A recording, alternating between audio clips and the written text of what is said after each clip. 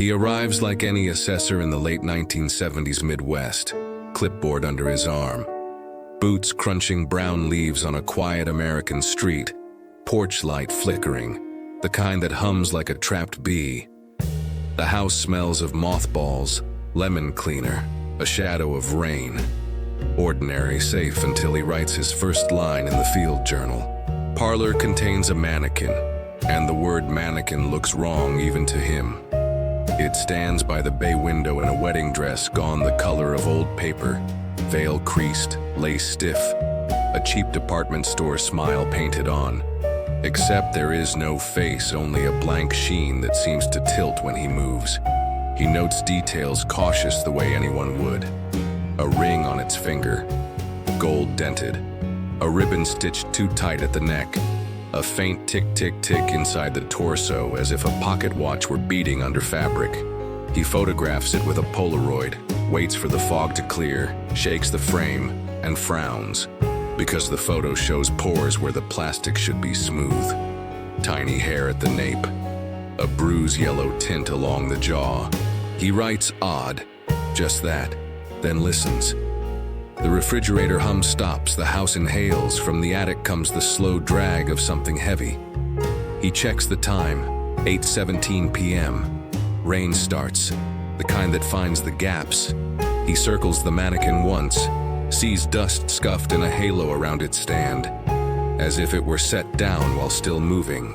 He writes, owner deceased, house vacant since '73. Neighbors report a bride who never left. He adds, sweet smell, then hesitates because sweet is the wrong kind of honest. He touches the ribbon and his finger comes away dark. He does not say blood, he writes varnish, and the lie feels like a prayer. The phone on the hall table rings once, then sighs into silence. He answers anyway. Static crawls. A woman whisper laughs like a record at half speed. He hangs up gently, like putting a lid back on a jar. On the floor by the mannequin's feet, a shoe print points toward the door, not away. Heel deep, toe light, like someone was carried in. He decides to be brave in the small ways.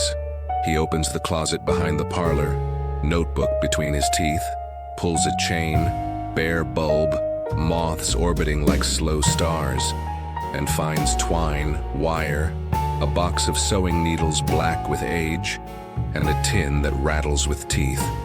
He does not write that. He writes hardware, probable stage prop.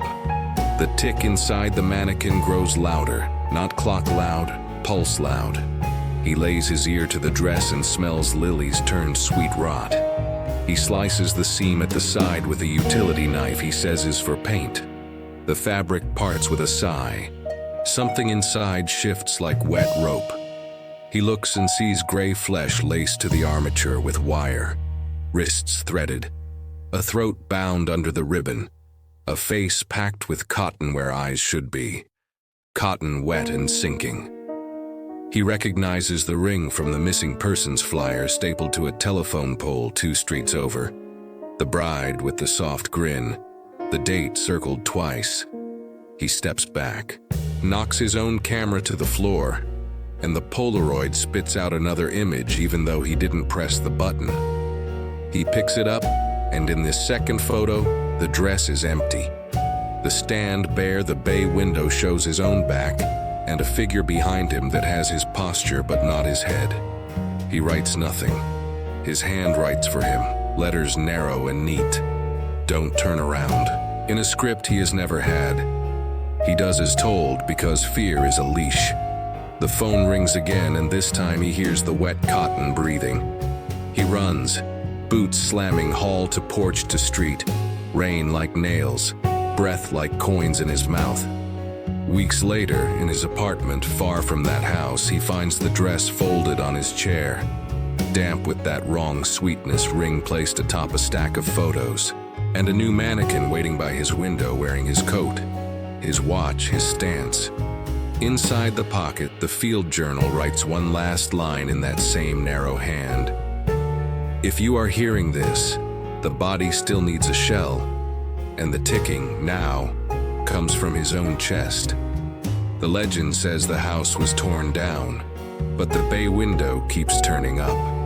Different cities, same view. Some people swear the Polaroid still develops if you shake it in the dark. Some people swear you can smell lilies when you start to read. He never turns around in time.